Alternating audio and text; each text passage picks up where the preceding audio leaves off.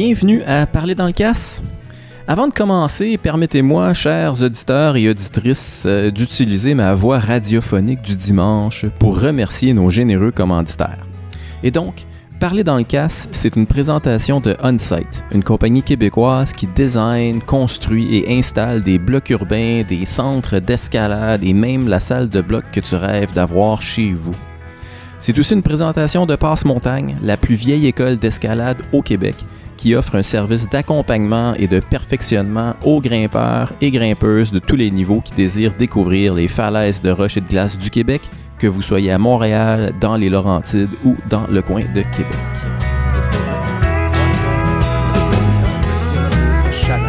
Chalala. J'aime ça. Hey, santé. Santé. Chin chin. Ça fait un petit bout qu'on n'a rien enregistré. Ouais. On est au mois de septembre. C'est un gros mois dans l'escalade au septembre. Là. Le mois de septembre, c'est... voilà. OK, fait que de quoi on parle aujourd'hui? Sergio. Yes! On est au travers du stock de mon trip annuel dans l'Ouest et que j'ai toujours pas ramassé. Il était allé autour de nous présentement. Ouais, on avait commencé à jaser de ça là, un peu avant de commencer à enregistrer. Fait que l'épisode d'aujourd'hui, chers téléspectateurs et téléspectatrices... On dit-tu téléspectateur pour de quoi d'audio? J'ai aucune... Audio-spectateur? Ouais, audio-spectateur. C'est les Sierra. Ouais. Qui sont... je sais pas, c'est-tu bien connu, les Sierra? Les Sierra, quand même. Ouais. Fait que toi, tu reviens d'un voyage là-bas. Ouais. Fait que moi, je veux te cuisiner un peu là-dessus. Là. OK. J'essaie d'informer les... je sais plus quoi dire, là, les audiostateurs et les audiostatrices. Grimpeurs. Non, mais j'aime ça, je vais faire du néologisme aujourd'hui. Je pense que ça va être la thématique, je vais inventer des mots. Ouais, je vais te cuisiner un peu, là, à savoir qu'est-ce que les Sierra, qu'est-ce que tu es allé faire là-bas? Est-ce que c'est un endroit où est-ce qu'on devrait... est-ce que ça devrait être sur notre wishlist? Ça devrait-tu être quelque chose... Certainement, ça dépend. Voilà. Ouais, okay. Fait que c'est ça. Puis après ça, plus tard dans l'épisode, j'ai des questions en rafale pour toi. OK. Fait que restez... Bon, je vais t'expliquer la genèse de tout ça. J'avais une liste, je pense, qui datait de, grosso modo, 2018, peut-être, 2000, ouais, ça doit faire 5-6 ans que Evolution Traverse est sur ma liste, qui est pas une voie d'escalade pour dire, mais c'est côté 5-9. OK. 5-9 si tu le fais du sud au nord, parce que là, tu grimpes une zone de rappel que tu aurais à faire en rappel si tu le fais du nord au sud. Mais... OK, déjà là, laisse-moi t'arrêter. OK, arrête-moi. Mais moi, vraiment plus dans un contexte, tu sais, Sierra for Dummies. Je suis jamais allé là, je sais même pas c'est où dans le monde. Là, on est au Maroc, on est en Australie? Je vais recommencer avec le contexte familial, OK? Moi, j'ai des enfants, tout le monde a des... des contraintes. Je pars de trop loin, tu sais. Non.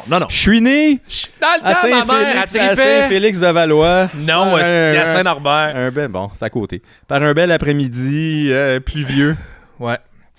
Non, mais explique-nous un peu, les Sierra. C'est où? C'est quoi? OK. Les Sierra, c'est une chaîne de montagnes dans l'ouest, dans le fond, en Californie. Ouais. Les High Sierra, à vrai dire que ça s'appelle. Puis c'est à l'est de... Je sais pas trop comment dire ça. C'est l'extension des genres rocheuses. Je suis pourri en géographie en plus. Ouais, ben c'est comme une autre petite chaîne de montagne. Je pense pas que ça fait partie des rocheuses. Là. Non, ça fait pas partie des rocheuses, c'est sûr. Là. Le nom, c'est les High Sierra. Il y a plusieurs gros parcs nationaux autour de ça. Voilà. Puis le Pacific Crest Trail passe au travers de ça. Donc c'est un des plus beaux paysages quand même qui existe sur la planète. Là. Donc là, quand tu t'en vas là-bas, t'atterris où? Tu as le choix entre, mettons, si c'est des vols directs, Las Vegas, qui est à peu près, je te dirais, nous, ce qu'on était dans le secteur des Sierra, c'était autour de Bishop. Bishop, qui est une ville ultra connue pour l'escalade, là, quand on pense au Buttermilk, dans le fond. Ouais. Pour le bloc, mais qui est une destination world class pour le sport climbing aussi. Là. Donc, et pour le trad. Là, donc, mais le trad, non, pas tant que ça. Si t'es pas dans les Sierra, il n'y a pas tant de faire que ça. Mais bref... Donc, tu atterris soit à Vegas, qui est à peu près à 4-5 heures de là d'auto, ou soit à San Francisco, qui est à 6h30 d'auto. 6h30, c'est quand même considérable, parce qu'on s'entend, c'est 6 heures d'avion se rendre à San Francisco. Donc, tu as le double de voyagement à faire après ça en auto. Là. OK. Mais c'est ça. Si tu as beaucoup de temps... Nous autres, on avait une contrainte de temps assez solide. Là. On avait 10 jours, dont le voyagement. Donc, les billets... nous permettait pas de profiter complètement de notre première journée. Si on arrivait à Las Vegas, on arrivait de soir le premier jour. Donc, là, pas d'épicerie possible, pas de magasin pour aller acheter du gaz, des affaires-là pour la montagne. OK. Fait que, on a décidé de rouler plus, mais d'avoir accès au magasin en même temps qu'on roule dans la journée. Fait qu'on atterrissait à midi à San Francisco. Super bien fait. Puis, c'est ça. Donc, OK.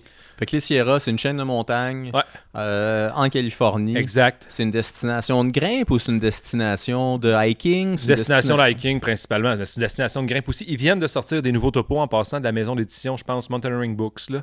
Puis il reste un des 3 tomes à sortir. Le secteur où est-ce qu'on était, c'était dans le 3e tome qui n'est pas sorti. J'ai acheté les 2 autres à grands coups parce que je les ai fait venir. Le gars me dit, on livre pas au Canada. J'ai dit, mets-les dans une boîte puis livre-moi les. Il me dit, ça va coûter autant que les topos. Pas grave, j'ai vu.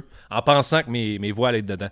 Pour vrai. Ouais. Et que je les ai reçus, puis j'étais bien déçu de voir qu'il y avait... J'avais lu Evolution Traverse mais c'était juste le démo du 3e tome qui est pas dans le package encore. Là. Il l'a écrit, là. Il me l'avait dit. Puis là, j'ai comme fait, non, j'ai vu pareil.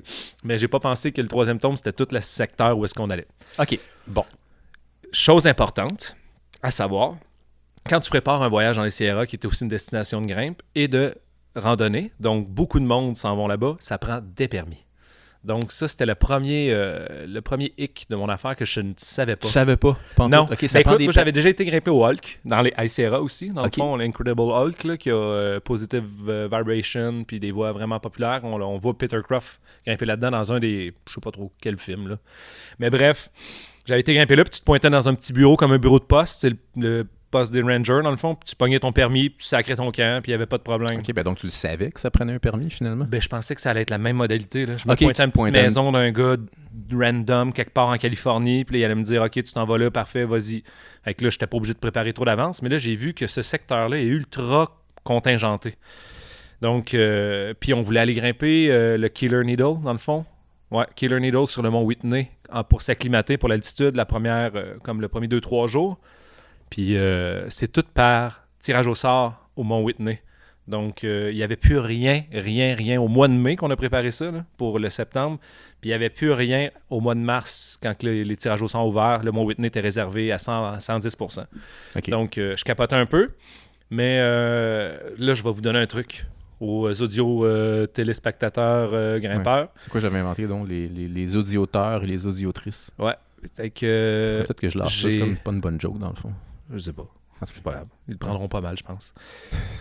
Tu peux réserver 45 jours en ligne. Ça coûte pas plus cher pour un permis. Fait que tu as quand même une plage de 45 jours de où est-ce que, tu sais, comme 20 quelques jours avant, 20 quelques jours après, que tu peux prendre, mettons, là, ou bien pas 20 quelques jours. Tu as 45 jours avant, dans le fond, ta date où ce que tu voudrais aller grimper dans les Sierras pour prendre un permis. Puis tu as juste à écrire que tu es là overnight.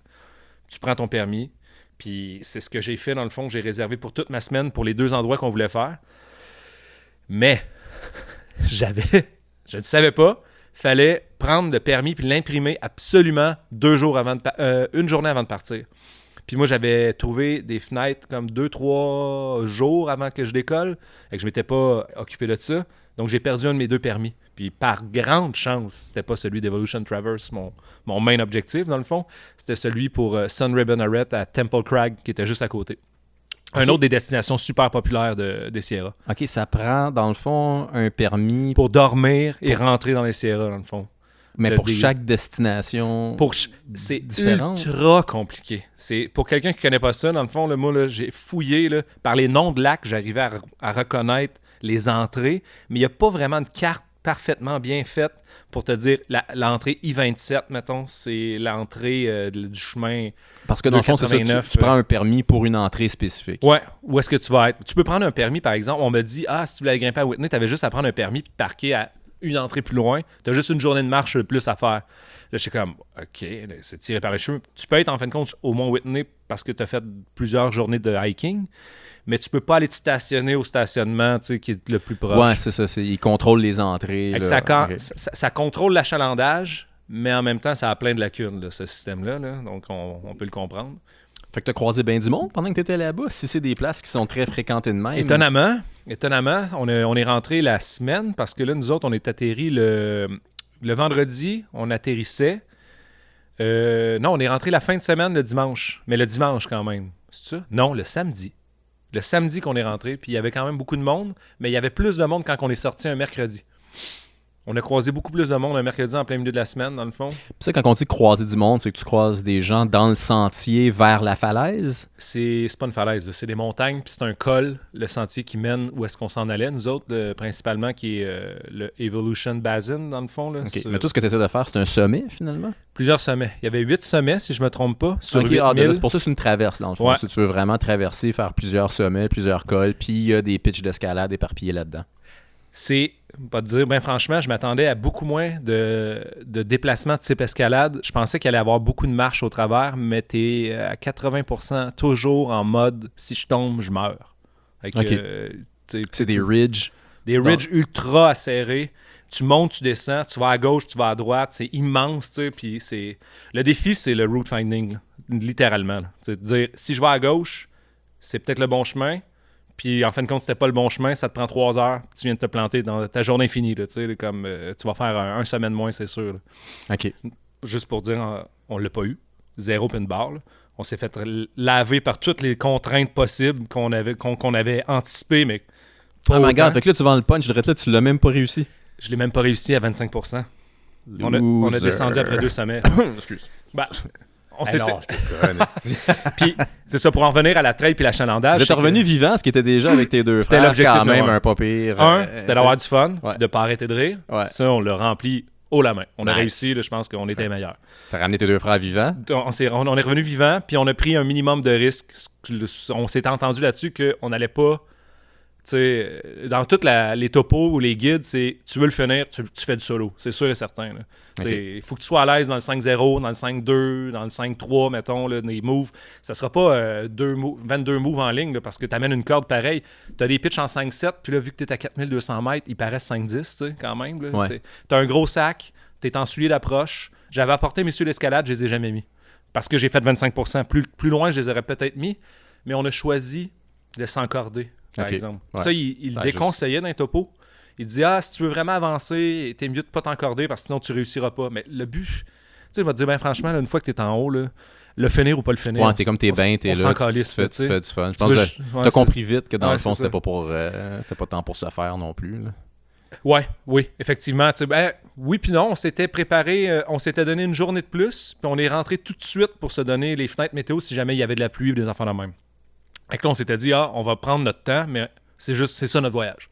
C'est que, au pire, on passe 5 jours sur le ridge, mais 5 jours sur le ridge, c'est de la bouffe, c'est de l'eau, c'est du gaz, c'est de l'énergie. Puis, il faisait trop fret. Comme au final, une de ces contraintes-là, c'était la température. Là, puis, il n'y avait pas assez de temps dans la journée, dans le fond, d'ensoleillement, pour que tu sois comme en mode, je fais juste grimper, puis c'est cool. C'est comme en mode survie, le 3/4 du temps, parce qu'il fait fucking fret, la roche est frette. Puis là, à un moment donné, il se met à avoir du soleil, puis t'es comme enfin, là, je relaxe. Comme tu dégèles un peu. Ouais, c'est ça. Là, je grimpe avec des gants pendant 2 heures de temps le matin. C'est pas long que c'est fini. Oui, c'est ça. C'est pas long que c'est fini parce que si tu choisis d'aller vers le versant ouest, comme t'es à l'ombre, il y a de la neige chez Ridge. Là. C'est ça. Donc, pour en revenir à. Je sais pas où ce que j'en étais. Le col, j'étais juste à l'approche au début. Okay. C'était juste un aller. Dans le fond, ces sentiers-là, c'est pas une boucle, rien. Là. C'est dans le genre, tu t'en vas au col, t'es à 3900 mètres, le monde redescend après. OK, fait que c'est là que tu croisais pas mal de monde, dans le fond. Ouais, dans ce sentier-là, pour aller se rendre au col. Là. Des coureurs, du monde qui randonnait. Il y a 2-3 lacs aussi dans ce sentier-là pour se rendre jusqu'au col.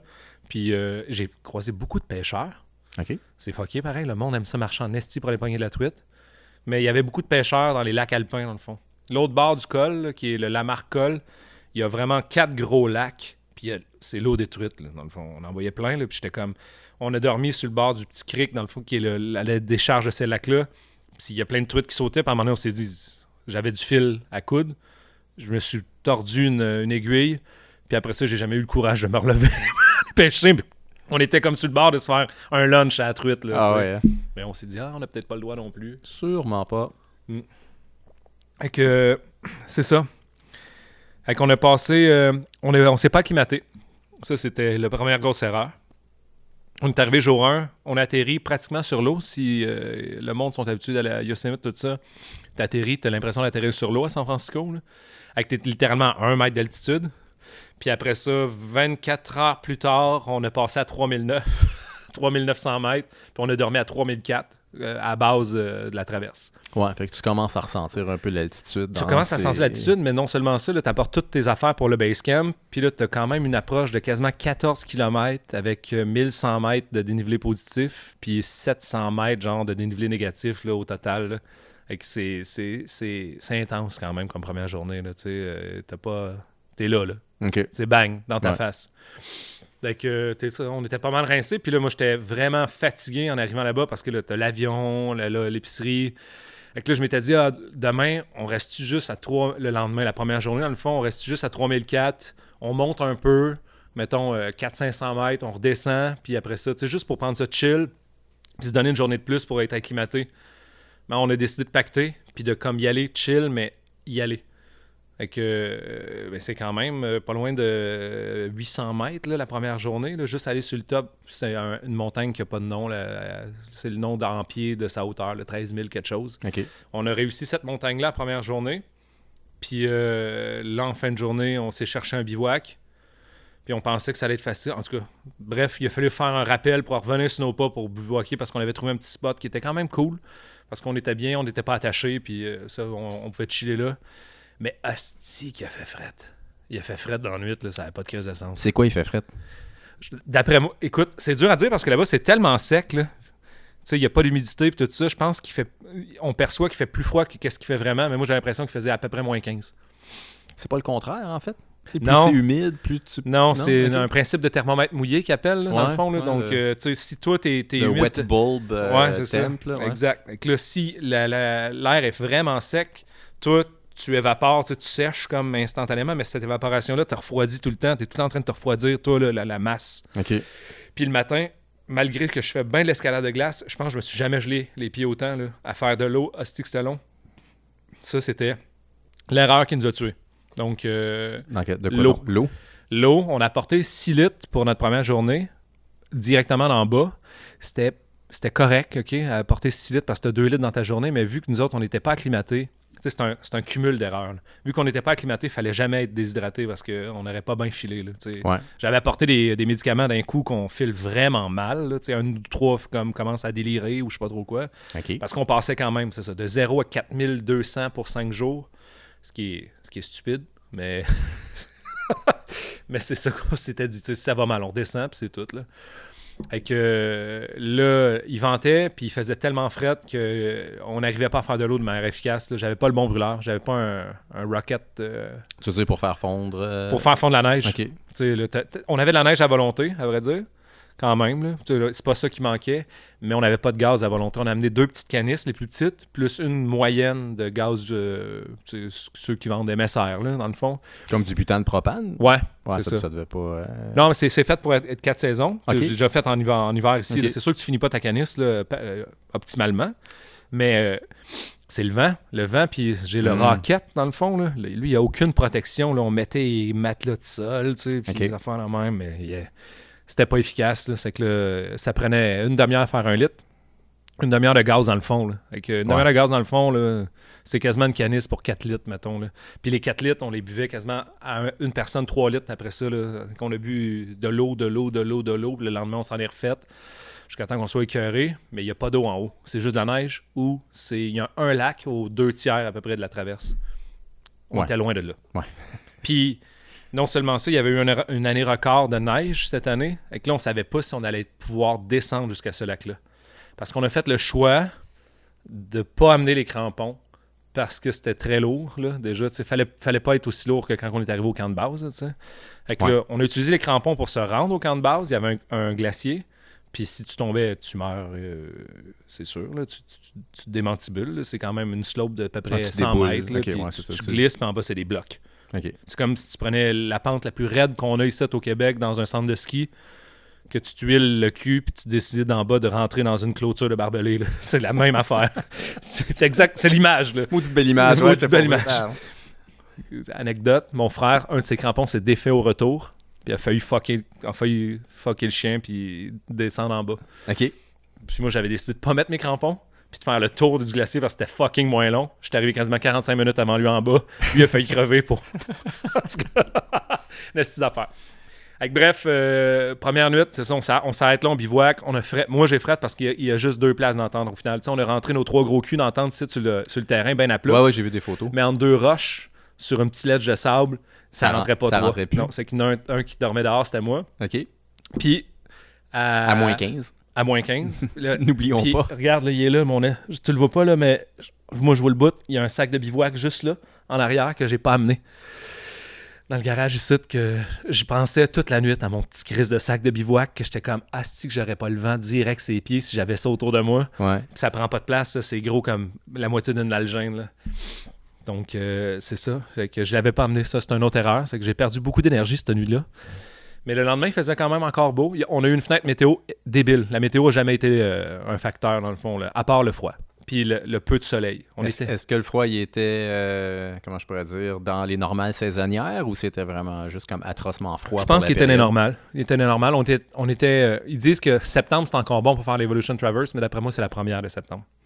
OK. Là, on était la dernière de septembre. Puis, tu sais, s'il y avait eu de la pluie dans la nuit, ça aurait été définitivement de la neige. C'est sûr et certain. Fait que ça aurait été problématique. Quand même. Fait que, on était tard, là, puis on a jasé à 2-3 locals là, qui étaient là en bas, là, puis ils nous disaient qu'on était un peu stupides, là, dans le fond, là, parce qu'il faisait fucking fret là, présentement en haut. Là. Ouais, ils vous trouvaient bien... Ouais, bien gros type 2. Ouais, exactement. Mais tu sais, cette traversée type 2 all the way, là, il y a personne qui, en se rendant là-bas, là, qui était bien heureux. Là, tout son chargement. Ben peut-être, c'est super beau. Là, super beau. Là, les décors, la montagne, la roche. La qualité de la roche est folle. Là, c'est du granit. Vraiment, il n'y a rien de chosse. Mais en même temps, le sentier pour se rendre jusqu'au col doit être bien établi, considérant la quantité de monde qui sont là à l'année. Pas tant, parce que là, le sentier était en haut. Il était en dessous d'un glacier que d'habitude, il n'y a pas parce qu'il y a eu trop de neige. OK. Ils ont eu, je pense... Écoute, ça, c'est un local qui me dit ça. Là. Ils ont eu 30 quelques mètres de neige dans les montagnes. Là, je suis comme, OK, il me semble que c'est énorme. Mais en tout cas, ils ont eu beaucoup de neige. Semblerait-il. Puis là, c'est vrai parce qu'il y avait beaucoup de glaciers partout. Là, je m'attendais à pas voir de neige. Il y en avait partout. OK. Fait que c'est ça. Avec la deuxième journée, en voyant notre stock de gaz qui était déjà éliminé à 75% en une nuit, on voulait peut-être en avoir pour 4. On s'est dit, tu sais, on se rend pas. Là. Ouais, non, c'est là que tu as compris que dans le fond... on peut... Puis on savait qu'après le deuxième sommet qui était Darwin, qui est le plus haut sommet de la chaîne, c'est là que le stock sérieux commence, mettons, sur le Edge, là, plus sérieux un peu, mais c'était ultra sérieux avant. Il n'y avait vraiment rien d'anodin dans la traverse du début. Début. Là, tu commences, tu montes une golie, puis tu glisses, tu tombes 400 mètres. Là. Tu t'arrêteras jamais. Là. Tu tombes en bas là, à côté de ta tente. Puis c'est ça, on a décidé de s'encorder quand même assez tôt dans cette histoire-là. Puis à Darwin, on savait pas trop. Puis c'est quand même... on regardait vers l'est, dans le fond. On descendait, nous autres, du nord jusqu'au sud. Ça se fait dans un sens ou dans un autre, mais la façon la plus facile, la plus agréable de le faire, c'est du nord vers le sud. Puis en bas, c'est la vallée du Pacific Crest Trail, donc une super belle vallée ultra profonde avec des arbres puis des lacs. Tout ça. OK, fait que dans le fond, tu fais la traverse dans les montagnes, puis après ça, tu reviens par le Pacific Crest exactement. Trail. C'est ça. Ça, c'est chill, dans le fond. Oh, oui, ça, c'est relax. Tu fais la trail, là, il te reste comme une journée de, je pense, 8000 à faire pour revenir à ton base camp, peut-être 7. Parce que ça fait vraiment comme un J, dans le fond, la traverse. Là. Donc, tu remontes un peu à la fin. OK. Puis là, on regardait ça, puis là, on regardait du côté où est-ce qu'on devait descendre. Là. Puis c'était, d'après moi, une bonne journée de rappel de 4 heures le matin jusqu'à 4 heures le soir. Tu sais, comme, tu commences dans le noir, tu finis dans le noir, puis tout ton rack est resté là. Ça, tu veux dire, c'est pour rejoindre le Pacific Crest Trail, tout d'un coup, que tu veux comme juste bailer au milieu du truc. Oui. Là, tu peux pas bailer où tu voulais. Là. C'est ça là, que je veux dire, dans le fond, parce que c'était quand même un enjeu. On a une corde de 60... On a une corde double de 60 mètres. Ça veut dire, elle n'est pas ratée pour 1, mais c'est ça qu'on a parce que c'est plus petit et c'est plus léger. Fait que tu veux pas trop maganer sur des edges, puis le granit est vraiment comme coupé au couteau. On a un rack simple avec des nuts. C'est tout. Beaucoup de sling. J'avais apporté à peu près 10 mètres de sling lousse, puis je l'ai tout pris pour descendre. Puis j'ai descendu, là, je touche du bois là, à la meilleure place ever pour bailer de la traverse dans ce secteur-là. Je pense qu'on a fait 6 rappels ou 5 ou 6 rappels de 60 mètres. Puis tout le temps des beaux gros ledges. Puis on a retrouvé des slings aussi que d'autres personnes qui avaient bailé à cet endroit-là pour rejoindre comme le glacier dans sa portion la plus haute. Puis après ça, j'avais amené mon escaper de Béal. C'est un device, dans le fond, que tu peux faire un rappel de toute ta longueur de corde. Après ça, tu tires sur ta corde. Ah ouais. Tu jigs ta corde, puis il s'enlève. Puis on était à 60 mètres. J'avais pas de crampons. Là. On n'avait pas nos crampons. On avait juste un piolet pour la gang. Fait que là, on arrive sur le glacier. Puis on était à 60 mètres d'une série de blocs comme inconsistants. Là, il y avait des blocs qui ressortaient du glacier à certains endroits. Fait que là, on a réussi à faire un rappel pour aller rejoindre le premier bloc, puis après ça, se péter des marches avec le piolet pour descendre jusque dans le fond de la vallée, dans le fond, tranquillement. Mais on aurait été n'importe où ailleurs, puis on aurait été fourré. Là. Il aurait fallu faire un genre de gros bollard, ça aurait pris 3 heures. Puis une affaire de même où enterrer un sac, là, puis descendre un rappel dessus. Ouais. Parce qu'on n'avait pas de crampons, parce que tu glissais, puis tu t'en allais vers d'autres cliffs, puis vers le néant. Là, c'est que... bref, on a descendu au début d'après-midi. Là. Après avoir fait Darwin, on était bien content, on s'est fait un peu plus d'eau. Puis c'est ça, il faisait super beau. Mais on était bien content de notre expérience. Là, ouais. Mais là, il vous restait quelques jours. Ah oui, mais là, tu sais, une journée d'approche, une journée à faire le premier sommet, une journée à faire l'autre sommet, puis bailer. Après ça, on a redormi au camp de base. Ça a été une hostie de grosse journée, cette journée-là, quand on est sorti quand même. Parce que, ça, je le répète, mais passer Darwin, on savait pas si ça allait nous prendre comme une journée complète bailée, pas d'eau, dans un glacier, dans mauvaise gully, ça avait de l'air bad, les gullies, vraiment les serrés avec du stock lousse du côté est. Donc, dès qu'on a vu une brèche pour sortir, on est sorti par là. Puis une journée pour revenir au char. Puis curieusement, encore une fois, Chris, que j'étais défoncé rendu au char. C'était juste de revenir au char avec tout le camp de base sur le dos. Là. Mon frère, un gros merci en passant à JP Bélanger qui a ramanché le genou à mon frère, qui a fonctionné tout le long du voyage. Ah oui? Ouais. Sauf pour le retour, où j'avais son sac plus mon sac pour une certaine partie de la descente à la fin. Fait que c'est ça. Gros constat, du gros crise de fun. Faut quand même que tu aies un gros bagage d'escalade puis de différentes conditions pour aller là. Même si c'est du 5-9, là, même si c'est pas si sérieux la cote. Ouais, moi, ça me semble quand même sérieux. Tu sais, du 5-9 en montagne. Tu sais, c'est remote. Tu peux pas tomber, là. Tu sais. Non seulement tu peux pas tomber, mais tu peux pas te sortir de là super facilement. Comme tu le disais, quand tu engages la traverse, tu peux pas rebrousser chemin n'importe où. Tu peux pas bailer super facilement.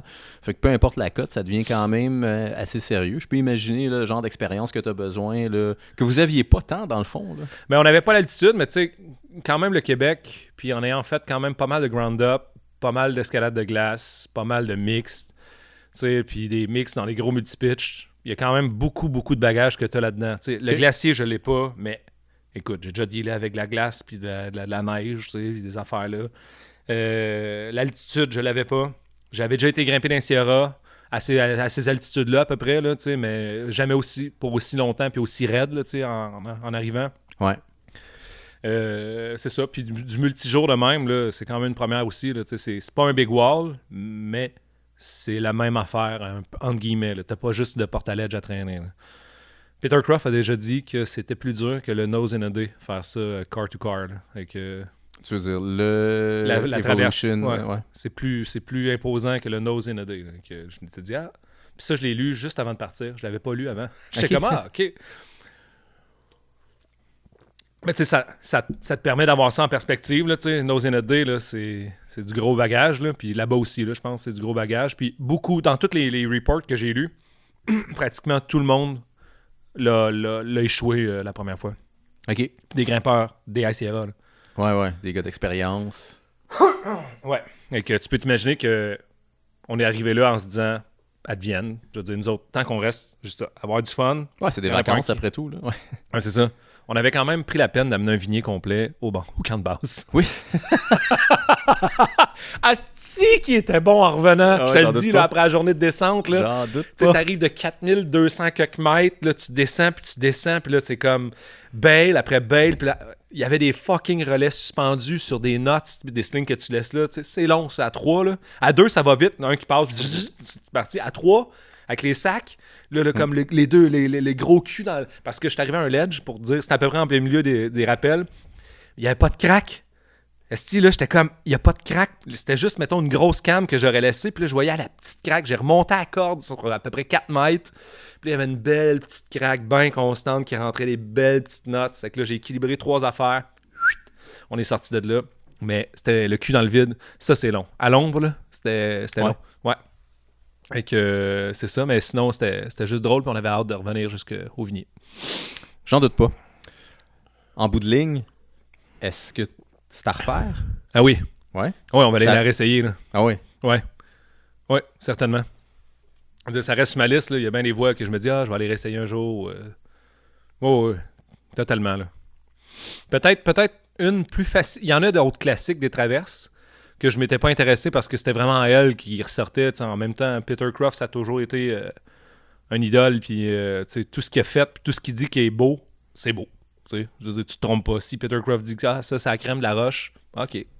On va aller voir ça en premier, vu que j'ai peut-être pas autant de temps à donner à l'escalade que Peter n'a eu. Et que je me suis dit, mais il y en a d'autres qui sont moins engageantes, plus faciles, où il y a plus de marche, justement, entre les différentes sections d'escalade. C'est ça. Mais c'était malade, là. C'était malade, c'est ça. La complexité, là, ça m'a surpris. Ça me surprend encore quand j'y repense. Là. C'était tellement comme... C'est pas de l'escalade pour dire que tu grimpes un mur, mais c'est tout le temps des pas d'escalade. Puis tout le temps, vu qu'on a décidé de faire un mix entre le short rope puis le simul climbing, donc on a pris des petites sections de corde de 10 mètres entre nous trois, puis on mettait de la protection entre nous autres. Mais très marginal, là. Dans le fond, on mettait pas un rack au complet, là. On mettait une pro, on passait la corde au-dessus d'un pignon de roche. Ça aussi, c'était comme tout le temps, ton cerveau est tout le temps à 110% dans sa capacité. Que je suis exposé, je suis pas exposé, je vais-tu passer là avec une pro? Non, là, ça passe pas, là, ça va passer là, je peux mettre une pro. Ah, mais le pas est plus dur, mais je vais mettre 2 pros. OK, là, c'est tout le monde, toute la journée. Donc mais c'est ça qui est intéressant aussi, je trouvais. C'était pas juste marcher. OK, on s'encorde, on fait 3 pas d'escalade. OK, on a 3 heures de marche. OK, on s'encorde, on fait un pas d'escalade. C'était tout le temps on. Tes souliers d'approche, t'as-tu neuf? Oui. OK. Pratiquement. OK. C'est ça. Non, j'ai pensé à ça parce que je te vois souvent avec des vieilles estis de godasses, puis tu me dis, j'ai pas mis de souliers d'escalade, tout ça. Il me semble que pour faire, tu sais, du 5-0, 5-2... Tu me vois avec des vieilles godasses parce que j'ai les mêmes souliers, mais en 3 éditions différentes. Ah ouais, c'est ça, parce que vieux, moyen, puis neuf. C'était une bulle au cerveau, je me suis dit, aïe, ça ramassé dans cette espèce mais pas totalement neuf. Je les avais mis aussi pas mal pendant l'été. Parce que tu veux quand même être bien chaussé. Là. C'était pas pour mettre tes varapes, pour faire du catégorie 5. Là. Y retourner, je pense que... Mes frères ont mis leur varap pour faire le 5-7 qui était... On a fait 2 sections que c'était de l'escalade pure, d'à peu près 20 mètres de haut. Le premier qui était coté 5-6. Puis écoute, c'est peut-être l'altitude, c'est peut-être le fait que j'étais en soulier d'approche, moi, puis j'avais le sac. Mais j'ai vraiment forcé comme si c'était 5-10. Puis la deuxième aussi. Donc, j'étais bien content d'avoir mes protections. Mais je le referais, je suis pas sûr que j'amènerais mes souliers d'escalade. J'irais encore en soulier d'approche. Puis j'irai encore en mode encordé parce que je trouve que ça nous a vraiment pas ralenti. Ça te permet de garder le beat entre toi et l'autre, puis de voir si l'autre est encore dans le game. T'sais, tout le monde se check, tout le monde... Il y a comme un facteur où tu t'entre-check qui est un peu plus justement de l'escalade, pas juste une expérience à toi tout seul. Ouais. Et que ça, c'est intéressant. Puis je trouvais qu'on avait vraiment un esti de beau flow pareil. Là. C'est ça. Cool. Ouais. Écoute, c'est un super beau survol, sérieusement. Bien, me connaissant, c'est... clairement pas dans mon bucket list, mais... Non, mais je vois l'intérêt. Là. En fait, ça serait cool de pouvoir voir les photos. J'imagine que tu vas nous mettre... T'en as mis un petit peu, mais t'as pas... Mon frère a mis ses photos hier là, sur le fichier. Hier, on tourne aujourd'hui. On est le 11 octobre, 12 octobre? On est je sais même pas, le 11, le 10, le 12. Ouais, le 12 octobre, puis j'ai fini les photos. On est revenu, ça fait une semaine. Là, c'est que les photos sont sur le Dropbox, puis ça sort la semaine prochaine. Là. Cool. Parce que à tout le monde qui est intéressé, allez voir ça. Ça va être sur le compte à Serge. Là. Ça fait tout le temps des belles photos. Moi, je suis tout le temps heureux de faire le tour là, de ces albums photos. Puis il me dit, je suis donc bien content de ne pas avoir été là. Ouais. Mais il n'y a pas tant de photos de ça, au final. Mais c'est ça. Puis pour dire le contraste, tu sais, Bishop, on partait à 2800 mètres d'altitude avec le char. Le Bishop, je ne sais pas c'était à quelle hauteur, mais nous autres, on avait un parking, on sait qu'il était dans la montagne, à 2800. On passait à 3009, on dormait à 3004. On a dormi, je dis que je filais que ça faisait moins 15, mais il a dû faire moins 10 sur le thermomètre dans la nuit. Puis quand on est revenu, il faisait littéralement au-dessus de 35 quand on est arrivé dans le camping dans le désert à côté de Bishop. Ah ouais. On était en bobette, ça plombait sur nous autres. Là. Ah! C'était la folie. Là. Que vous êtes allé à Bishop, puis vous n'avez pas fait de bloc. Ah non, il y a tellement à faire à Bishop. Là. Dans le fond, il y a Pine Creek, puis il y a Owen River Gorge qui sont littéralement, ce que j'ai découvert, à 15 minutes en face de l'autre. Là. OK. T'sais, un, tu prends le rang à gauche, puis l'autre, tu prends le rang à droite. C'est littéralement ça. Un, c'est le début des montagnes, puis l'autre, c'est un canyon de la rivière. Fait que j'avais été à Owen l'année passée avec John, puis là, on est allé à Pine Creek une journée en sortant de là le lendemain. OK. C'était malade. C'est Okay. ça. Le petit beau granit, là, des voies 5 étoiles. Le secteur principal, je me souviens plus de son nom. Mais c'est pas grave. Le secteur principal, où est-ce que le gros stationnement, dans le fond, là, ça vaut vraiment la peine. C'est à l'ombre. S'il fait chaud, tu peux avoir un côté à l'ombre, un côté au soleil, un en face de l'autre. Là, on parle de 100 mètres. Là. Puis les voies déversantes, des voies de crack, des voies de slab, des voies de crimp, il y a tout, à vrai dire. Là, tout de belle qualité de roche. Là. C'était vraiment beau. Cool. Ça, ouais. Bon, avant qu'on wrap up là, le trip Sierra, petite anecdote sur Peter Croft. Ah! Ben là, mais avant que... Non, mais on revient, puis là, on s'en va faire une épicerie, puis là, tu sais, vu qu'on sort de les montagnes, on s'en va faire l'épicerie des rois, là. Des gros burgers, de la bière frette, puis tout le kit. Puis là, je vois comme du coin de l'œil, j'ai comme, hey, asti, je pense que c'est Peter Croft. On ressort, on vient de faire sa voix. Puis là, mon frère, il dit, là, il connaît pas Peter Croft, mon frère. Là, il dit, mais c'est lui, vas-y, je vais te prendre en photo avec. Je suis comme, t'es-tu malade? Ah ouais, je suis pas un esti de groupie de même. Fait que là, je m'en vais rechercher, je pense que je me cherchais de la poudre pour les pieds parce que je sentais le tabarnak, ça avait pas de crise de sens. Puis là, je m'en vais rechercher de la poudre pour les pieds. Là, mon frère revient bien heureux. Lui, il est allé le voir. Il dit, hey, t'es-tu Peter Croft? Il dit oui. Je vais prendre une photo de toi avec moi. Il n'y avait rien à dire. Il l'a fait. L'autre, il a fait comme, ah, il savait pas ce qui se passait. Tu sais. OK. Aïe, aïe, OK, oui. Belle anecdote. Ouais, mais un peu de regret parce que dans le fond, c'est toi qui aurais dû avoir la photo. Ben ouais, mais tu sais, je regrette pas tant que ça. Non, je sais, c'est tough. Non plus, je suis pas une bonne groupie, genre. C'est non. Dans ces moments-là où, en fait, les rares fois où ça m'est arrivé, là, moi, c'est moins des grimpeurs connus, mais tu sais, de rencontrer des musiciens, là, comme des artistes, là, que j'ai bien de la misère à dire, hey, je peux-tu prendre un selfie avec toi? Selfie que tu regarderas jamais au final. Genre, là, anyway, mais au moins, on a la photo pour se souvenir de ce moment-là qui est quand même assez agréable. Là, oui, tout à fait. L'anecdote que ce soit mon frère qui mais c'est quand même, ouais, mais pourtant, t'avais un bon in. C'est juste aller le voir puis dire, hey, on revient de la Evolution Traverse puis tout ça. Ouais, mais clairement, je vais dire, ben franchement, j'étais un peu gêné de dire qu'on avait fait juste 25% en 2 jours. Ouais, il s'est déclenché au complet en 33 heures. Là, puis c'était la première ascent, là, je pense. Puis c'est un des records. Là, je sais bien, mais il aurait quand même été. Il aurait été flatté. Il aurait quand même été flatté que tu lui dises, on s'est fait en remettre à notre place. Là, ouais, c'est ça, sur le Evo Traverse. Dans le Traverse, ouais. Mais en même temps, ça me tentait pas tant que ça d'étaler ma jasette avec là, tu sais, j'étais comme, j'avais juste hâte de crisser mon camp dans le camping, puis prendre une bière, puis relaxer. All right.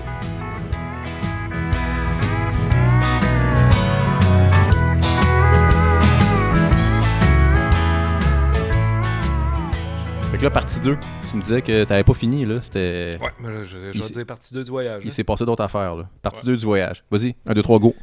Bon, là, on embarque dans partie 2 du voyage. Là, c'était la partie... La partie 1, c'était Evolution Traverse. Okay. On s'attendait à ce que ce soit le seul objectif. Puis partie 2, ben, on s'était dit, on verra ce qu'on fait après. Là, on avait quand même fait beaucoup de randonnées.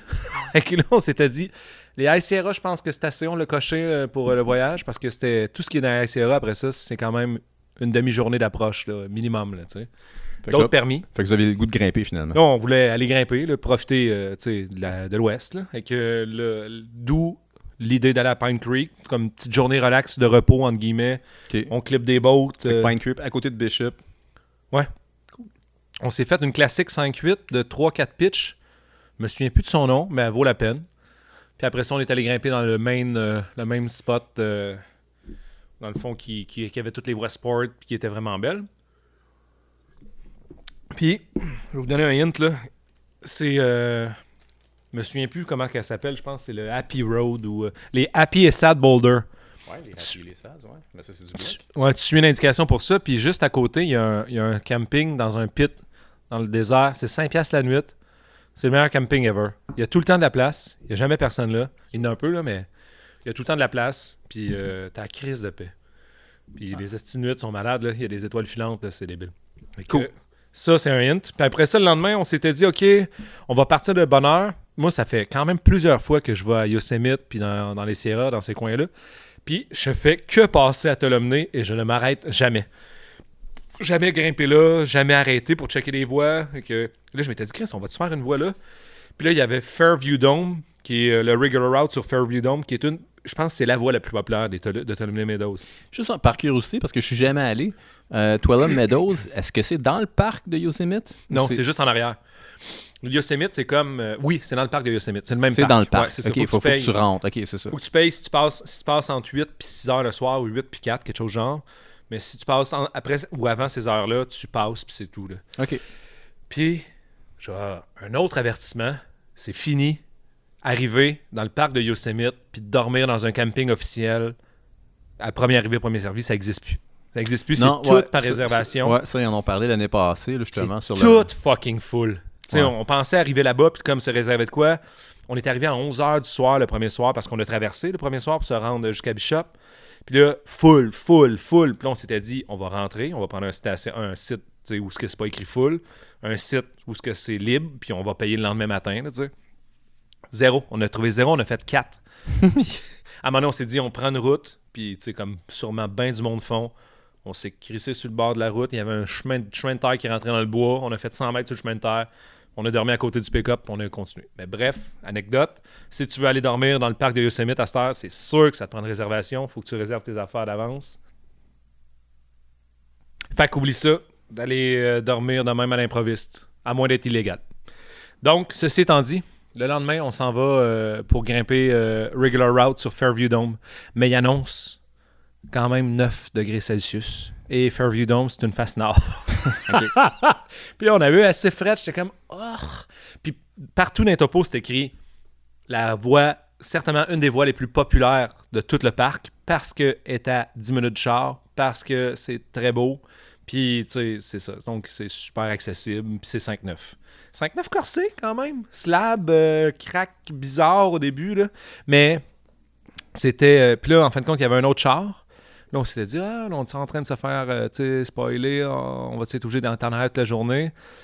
Puis là, en fin de compte, j'ai pris la décision que je m'en colissais, puis que j'allais être en arrière de l'équipe toute la journée. Ça me tentait pas de grimper à moins 12 le matin. Là.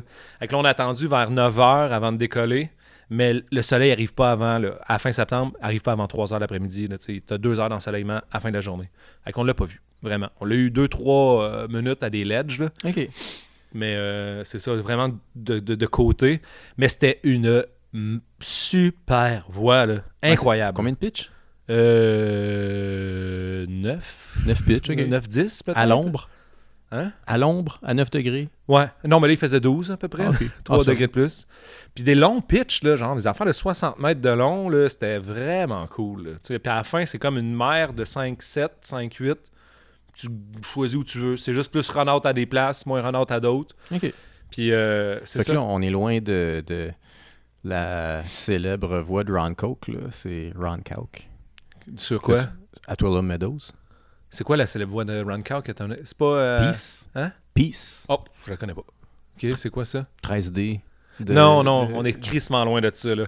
Moi, je voulais aller faire, je pense que ça s'appelle Snail Trail ou quelque chose genre, là, une grosse traverse en 5-9. Il y a des gros jogs puis tout, mais c'est une traverse. Là, on était dans la thématique des traverses, mais c'est une traverse en escalade. Puis là, en fin de compte, il fallait que tu sois solide dans le 5-9, tous les grimpeurs, parce que quand tu traverses, il faut que tu sois aussi bon en suivant qu'en leadant, parce que tu t'exposes aux mêmes chutes. Fait que là, mes frères n'étaient pas trop à l'aise. Ils se sont dit, ah non, on va aller faire ça. En fin de compte, c'était malade. Là. Puis la descente en arrière sur le dôme, là, ça aussi, c'était une descente quand même débile mentale. Là. Tu peux pas amener tes enfants. Là. Encore une fois, tu t'enfermes dans tes lacets. T'es absolument démembré. Là. Tu t'en vas en bas du dôme, mais tu te fais décapiter là, dans le processus. Ça, c'était malade. Puis après ça, on voulait aller grimper à Yosemite. Puis on s'était dit, le camp 4 a doublé. Il a doublé de superficie, il a doublé du nombre. Même, je pense qu'il a triplé du nombre de sites. OK. Depuis que tu es allé? Ouais. Non, depuis l'année passée. Là, là, j'avais ça en tête. Moi, je t'ai dit, on était à la fin septembre. C'est pas encore le high season. Là, ça commence au mois d'octobre à peu près. OK, là. Tu pensais qu'il y aurait de la place? En masse. Fait que là, j'ai pas checké pantoute. On est arrivé au camp 4. Ça déborde de monde. Là. Ils disent, va-t'en. Va-t'en, t'as pas d'affaires ici. Fait que là, on est allé faire une des plus belles nuits de notre vie à El Portal. On a dormi dans la boîte du pick-up. Hey, man. Puis une entente à 2 pouces de la route où est-ce que je m'étais dit dans la nuit, il va arrêter de passer des chars, où est-ce qu'ils s'en vont à Yosemite à 3 h du matin? Mais non, Chris, il y a des chars de livraison qui passent là toute la nuit, puis ils passent à 160 km/h. T'es sûr que tu te fais frapper, là. Avec toute la nuit, t'es comme « Ah! Je vais crever! » Puis c'est une nuit de marde! Aïe, aïe, c'était terrible. Puis le lendemain, on a réussi à réserver le seul et unique camping qu'il y avait à Pine Creek. Je pense que ça devient tranquillement le nouveau campground des grimpeurs parce qu'ils sont pas organisés comme les hosties de redneck qui ont des tentes Canadian Tire. Donc là, tu te ramasses là-bas parce que... Puis non seulement ça, mais c'est rendu moins cher là si t'es plus que 3. 3 et plus, c'est moins cher le site à Pine Creek qu'au Camp 4 à cette heure. OK. Parce que c'est rendu par personne. En tout cas, à ce qu'on a lu, là, c'est rendu 10$ par personne. Si t'es 6, c'est 60$ la nuit. Tandis que là-bas, tu payes jusqu'à 6 par site, puis c'est 36$ le site. Ah ouais, ça dépend toujours, évidemment. Ouais. Les gens qui voyagent tout seuls, ils chialent parce qu'il faut qu'ils payent, un site au complet juste pour eux autres tout seuls. Puis le monde qui voyage à 6, eux, ils chialent quand il faut payer par personne parce que c'est bien plus cher. Je veux dire, on est ça dépend vraiment de... Ouais, c'est évidemment. Ça dépend vraiment du genre de camping que tu fais. Mais c'est très drôle. En fait, le but, c'était vraiment de garder ça cheap, là, si je comprends bien. Parce que si je me... C'est à El Portal qu'il y a un Best Western, là, comme juste pas loin de là. C'est ça. J'ai déjà dormi à ce Best Western-là, moi. Il y a bien du monde. C'est un des meilleurs secrets, là. Le barman du Best Western, juste direct là, à sortie, là, il y a un bar à Bourbon incroyable, là. Puis il est non, mais je te jure, il est super heureux. Les gens, quand les gens y arrêtent, ils sont comme « Hey, j'aime ça le Bourbon. » Moi, il est comme « Ah ouais, laisse-moi t'en parler pendant 2 heures. » Puis là, il sort ses bouteilles. C'est pas tellement de monde qui aime ça le Bourbon puis qui aime ça payer 10$ le verre, là. Non, le pire, c'est pas ça. Je payais pas 10$ le verre. Il me servait des petites affaires, là. Okay. Écoute, il m'a fait goûter à un Papy Van Winkle qui est comme un Bourbon absolument incroyable. Puis tout ça. T'as-tu fait bien les clins d'œil, ça, au travers de ça? Non, il était juste content de parler de Bourbon. C'était comme un genre de geek du Bourbon. C'était super drôle. Fait que vous auriez pu vous payer une petite soirée au Best Western. Oui, on aurait pu. Ouais. Mais on n'a pas été...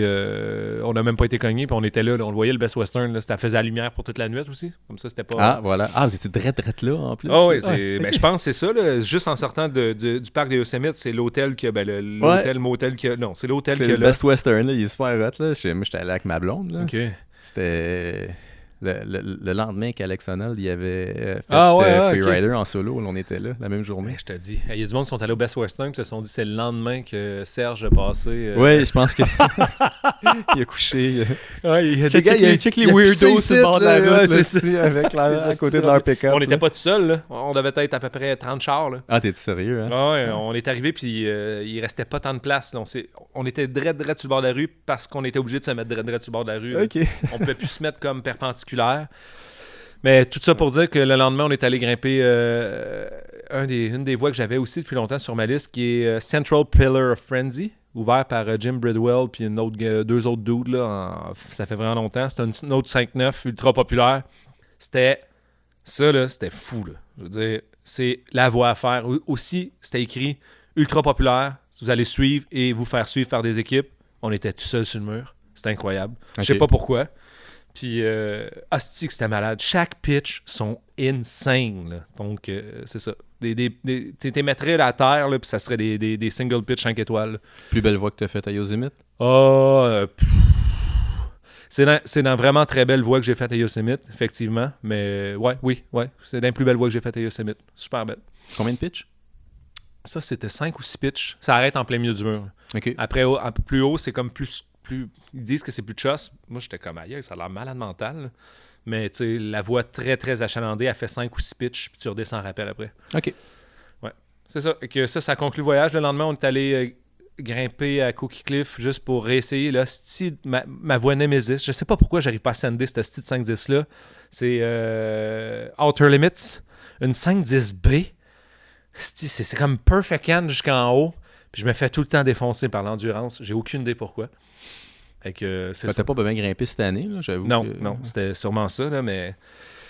Puis il s'est mis à mouiller à côté quand on a descendu de là. Fait que C'était parfait. C'était la fin. C'était la fin. La fin, il a mouillé la dernière journée. On n'a pas eu une goutte de pluie, pas un nuage avant ça. J'ai eu, pendant une semaine de temps, comme si j'avais essayé de sucer un muffler d'une Formule 1. Les lèvres complètement ensanglantées par le soleil. C'était dégueulasse. J'étais pas capable. Écoute, l'eau me brûlait, là, les lèvres. Là. C'était dégueulasse. Puis je me suis mis de la crème solaire ses lèvres comme un défoncé, mais ça me fait ça en dedans, comme pas loin des gencives. C'est ça. Trip dans les Sierras. Écoute, c'était bien intéressant. Ouais, c'était bien cool.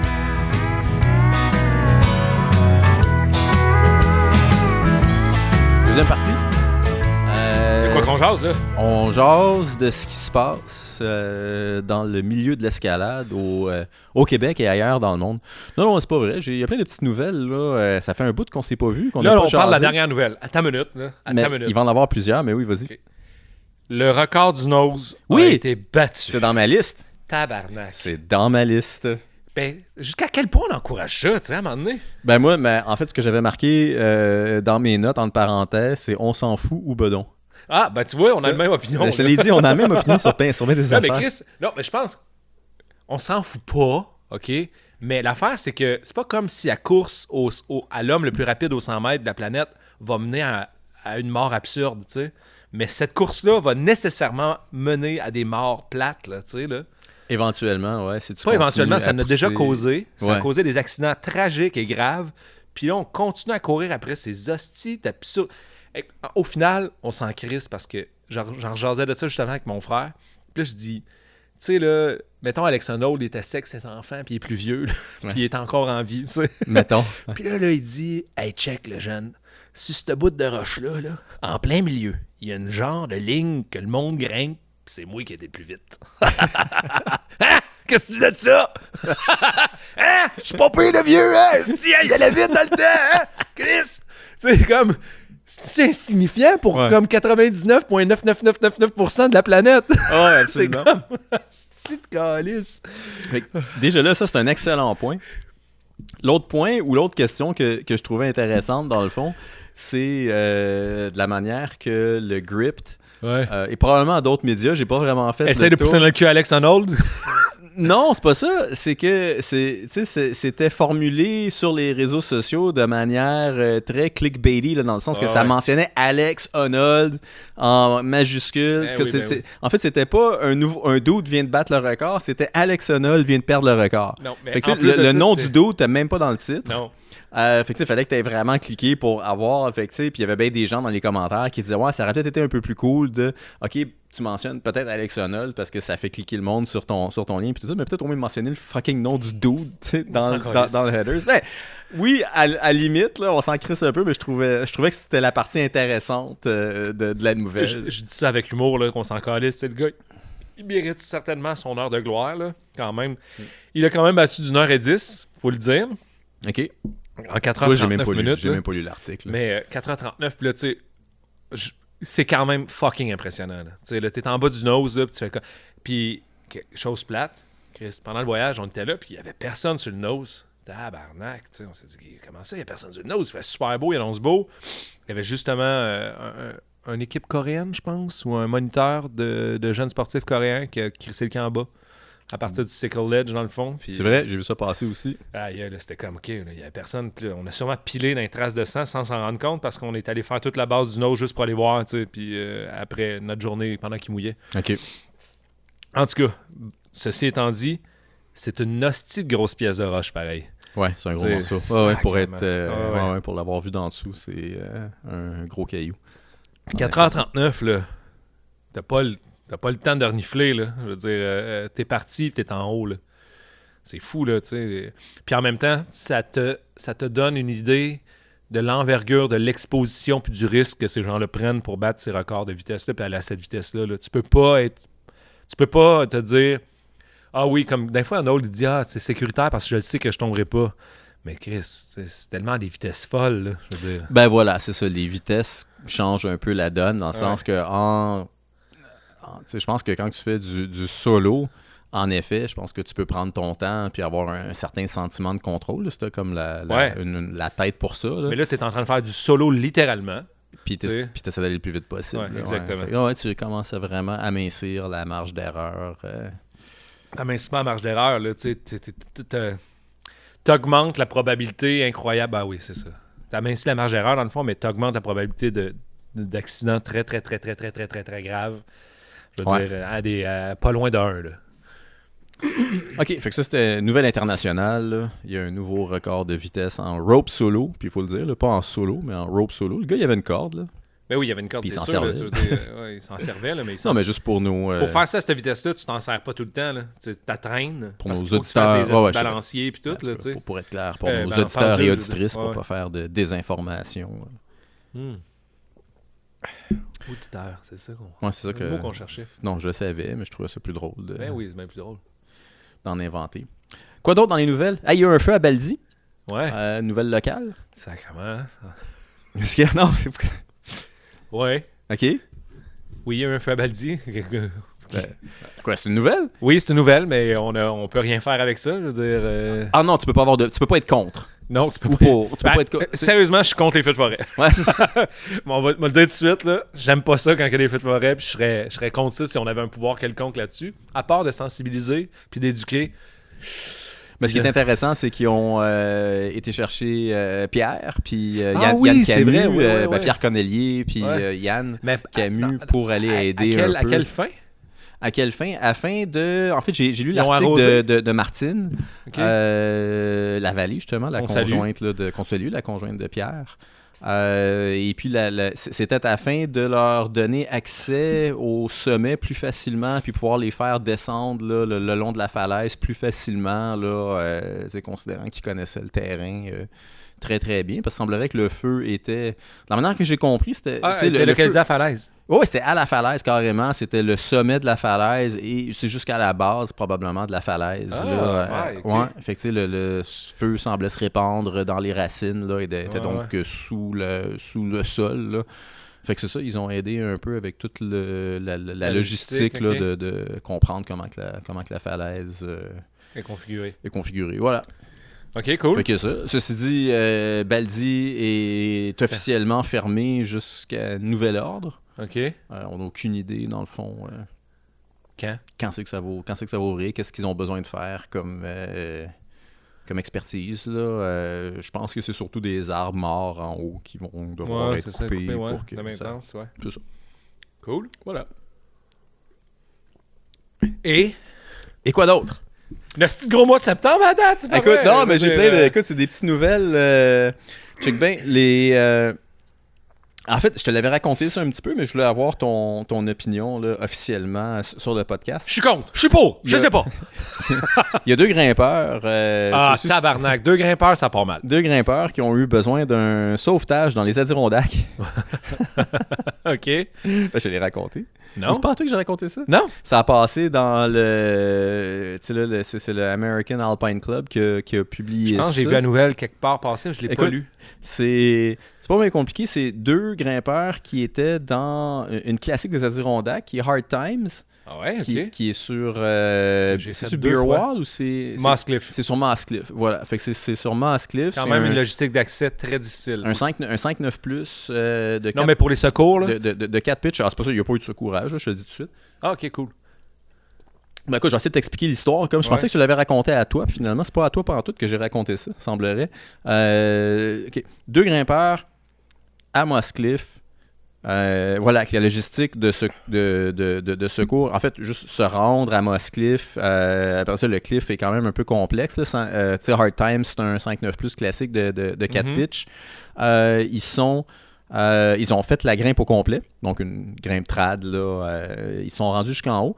Pendant la descente, leur corde est restée jammée, dans le fond. Et la corde est restée bloquée là, pendant les rappels. Okay. La corde est restée jammée parce que, tu sais, Hard Times, il y a des cheminées, puis il y a des fissures, plein d'affaires. Leur corde est restée jammée. Fait qu'est-ce qu'ils ont fait? Ils ont appelé le secours. Ben ouais. Mais non. Ben ouais. Ils avaient aucune idée comment faire un Prussic. Ils avaient jamais appris à faire un Prussic parce qu'ils avaient les 2 bouts de la corde là. Ils étaient même pas quand même si t'avais juste un bout de la corde. Mais non, je le sais. Okay. Mais quand t'as les 2 bouts, ça va encore mieux. Oui, ça va encore crissement mieux. Oui. Fait qu'ils avaient les 2 bouts de la corde et ils ont calé un sauvetage.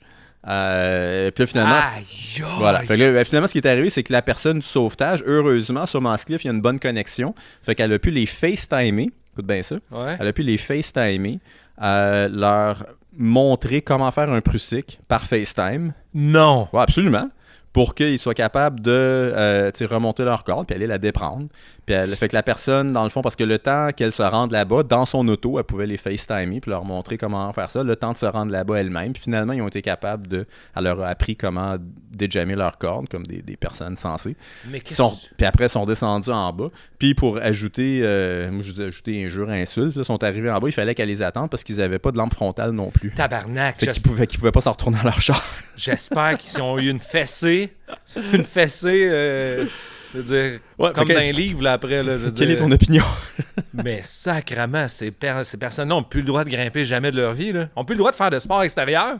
Ben, en fait, devraient peut-être comprendre où ils s'en vont quand ils s'en vont grimper dans les Adirondacks. Man, ça revient tellement parfaitement à ce que j'ai essayé d'expliquer dans le dernier article que j'ai écrit dans le climbing. Je parle des types de destinations d'escalade. Exactement. Et puis comment tes attentes quand tu t'en vas grimper à Crag A.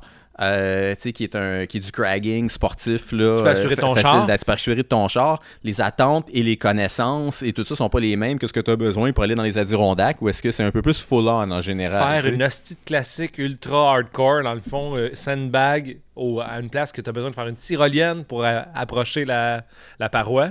Genre, tu sais, c'est pas les mêmes attentes. Puis en même temps, c'est ça, mais je me rappelle à qui j'en parlais. J'en parlais à un autre chum, puis il me disait, en plus, Hard Times, c'est reconnu pareil pour ça. Le rope management n'est pas facile. Tu peux jammer des cordes facilement. Il faut que tu sois capable de remonter des cordes. Surtout, mais je veux dire, moi, justement, j'ai été à faire 2 fois Hard Times, puis à la place, tu descends comme 2 voies à côté à gauche. Tout va bien, c'est sur une dalle. Yeah, I don't know. Mais il reste qu'eux sont restés jammés là, puis que leur seule solution, c'était d'appeler les secours. Aïe, c'est pathétique. Ça soulève vraiment... Ben, ça soulève vraiment plein de questions. Puis c'est pas comme s'ils avaient aucun skills. Pendant tout ce monde-là, ils étaient confortables entre elles. Puis tu sais, Hard Times, c'est pas comme la plus facile non plus. C'est quand même Adirondack style. C'est old school. Là, ouais.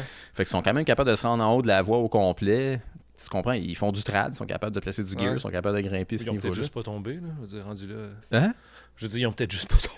Non, ben non, clairement pas, mais c'est pas grave. Non, mais je veux dire, dans le sens que c'est pas des total noobs, là, tu sais, c'est du monde qui ont sont quand même capables de faire... Ils ont un bagage quelconque. Ils ont un bagage quelconque. Complet, mais c'est ça, il y a des espèces de lacunes... flagrantes, là, tu sais, pour être à un endroit comme aller dans les Adirondacks, partir dans un multipitch dans les Adirondacks, pas de lampe frontale. Non, ça va pas déjà bien, là, c'est fucking weird. Déjà là, on s'entend qu'aller à un crag, même un crag, pas de lampe frontale. Là, ouais, c'est ça. Je veux dire, qu'est-ce qui te passe dans la tête, là? Il va peut-être arriver de quoi, là? Tu sais, quelqu'un va peut-être... Écoute, quand on est sorti des Sierras, il y avait une femme qui s'était fracturé un doigt, puis commotion cérébrale. Fait qu'il a fallu que j'amène un 3e sac sur moi pour sortir de là, parce que j'avais déjà tué de mon frère. Puis à Pine Creek, il y a un gars qui était en sang. Tu sais, comme, il arrive des accidents partout. Tu sais, il faut tout le temps que tu aies de quoi pour... C'est plate d'être tout le temps celui qui a pensé à ça, mais en même temps, c'est pas plate parce qu'il y a tout le temps quelqu'un qui a pensé à ça. T'sais. Si t'es 3, tant mieux. Mais tu sais, lampe frontale, petit kit de premiers soins, c'est quoi, qu'est-ce qui arrive si quelqu'un tombe inconscient ou je sais pas trop quoi? C'est genre de petit plan d'intervention en mesure d'urgence entre ta clique, là, c'est tout le temps bon de l'avoir. On avait le InReach, mettons, en haut, là, on avait un plan B, là, assez solide. Là. Ouais. Mais c'est ça. Je trouve que le monde ne sont pas assez sensibilisés sur... Je me prends en charge du début jusqu'à la fin. Puis si vraiment il arrive de quoi de tragique, là, mais là, j'ai un plan B, mais on dirait que le plan B vient trop vite. Ça dépend, mais je suis d'accord avec un bémol. Ça dépend entièrement où tu grimpes. Oui, ça dépend. Oui, parce que c'est relatif à où tu grimpes. Non, mais je veux dire, c'est important de le dire parce que la plupart des falaises où est-ce que monsieur, madame, tout le monde de l'escalade qui font du petit cragging, put-put, vont se ramasser. Ton plan B, c'est j'appelle 911. Oui, mais tu appelles 911, mais en même temps, mettons que tu vas cragger, là. OK?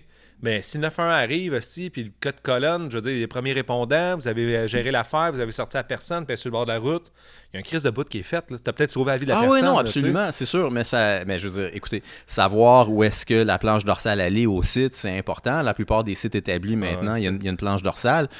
Il y a un plan d'évacuation d'urgence. Tout ça, c'est très, très cool. Mais je veux dire, ça ne demande pas le même niveau de compétence et de connaissance que d'être pogné sur un cliff dans le fin fond des Adirondacks puis pas être capable de faire un fucking poussé pour remonter ta corde. Là, on parle pas de la même affaire. Au final, on parle de gens qui sont très mal, je te dirais, pas formés, là, mais qui se sont mal renseignés sur le genre de place où ils s'en allaient grimper, absolument. Au même titre que tu peux aller dans les Sierras, puis si tu sais pas dans quoi que tu t'embarques, tu penses que c'est du hiking ou tu penses que c'est pas une question de renseignement, là, tu parles mal renseigné, mais c'est pas ça pantoute. Chris, ils se sont rendus à l'hostie de paroi. Ils ont grimpé à la voie. À un moment donné, tu fais comme, hey, tabarnak, ça arrive de quoi ici? On est dans la marde. Je veux dire, Chris, t'es pas idiot, là. Je veux dire, à un moment donné, là, en finale, ils ont coincé leur corde, mais ils se sont dit ça arrivera jamais parce que c'est jamais arrivé. Ah, c'est arrivé. Ça arrive une fois de temps en temps, mais ça arrive pas tout le temps. C'est quand même assez commun, dans le sens qu'aussitôt que tu commences à faire du multi-pitch un peu aventureux, surtout dans ces coins-là, les Adirondacks, des espèces de grosses falaises souvent un peu complexes. La corde s'en va un peu partout. En même temps, on dit ça, là, mais je veux dire, je te dirais, décroche-moi, là, d'ici, là, on est devant un petit mur d'escalade, là, décroche-moi, là, en tant que premier de cordée, là, on l'a pas répété tant que ça, là, nos procédures de sauvetage, mais on devrait faire ça au moins une fois par année, pour avoir ça dans notre back pocket. Ouais, c'est vrai. Mais je veux dire, il y a une différence entre pas savoir faire des prusiques, aller faire hard time à Moss Cliff, puis ne pas être parfaitement confortable à sortir son premier de cordée. Puis en situation d'autosauvetage, tu sais. Ben, tu sais, de pas avoir un peu de débrouillardise dans ces situations-là. De juste dire, c'est le bagage en même temps. Si tu t'es pas assez si tu t'es pas assez éduqué, justement, puis tu t'es pas assez... T'as pas assez lu. T'as pas d'outils dans ton sac là, pour te sortir de là. T'as aucun outil, là, ça va mal. Là, je veux dire, il serait arrivé n'importe quelle situation. Imagines-tu s'il y avait eu un blessé?